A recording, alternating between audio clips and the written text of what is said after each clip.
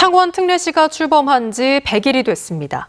그동안 사회복지급여 연간 100억 원대 혜택부터 항만과 물류 분야 등에서 특례 권한을 확보하는 성과가 있었습니다만 아직 풀어야 할 과제도 많은데요. 특히나 정부가 권한 이양에 소극적이어서 특례시 지원특별법을 제정하자는 목소리까지 나오고 있습니다. 정영민 기자가 특례시 출범 100일의 성과와 앞으로의 과제를 짚어봤습니다. 지방자치법 전부 개정안이 시행된 지난 1월 13일 창원시를 비롯해 전국의 100만 이상 기초자치단체 4곳이 특례시로 출범했습니다. 창원 특례시 출범을 선포합니다. 특례시에도 광역시급 행정과 재정 권한을 부여할 수 있게 되면서 분야별 86개 핵심 사무를 발굴해 먼저 16개 사무 이양에 나섰습니다. 하지만 지방분권법과 제2차 지방일괄이양법 일부 법률만 국회를 통과하면서 절반에 그쳐야 했습니다.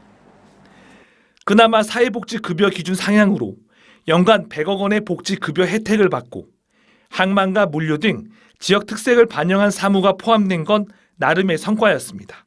조금만 그냥이라도 우리 시를 준다면 그걸 가지고 더 좋은, 더 발전된 우리 창원시를 특례시를 만들 수 있습니다.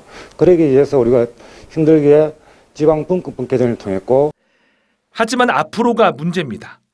중앙부처들은 여전히 국가나 광역단체의 사무를 특례시로 이양하는 데 부정적입니다. 여기에 48개 핵심 사무를 담은 제2차 지방일괄이양법은 국회 계류 중이어서 전문성이 확보된 대응 조직을 구성해 논리 개발을 지속적으로 추진하는 동시에 광역과 기초자치단체 간 사무를 조정할 협의체도 필요합니다. 재정 권한 확보도 발등에 불입니다.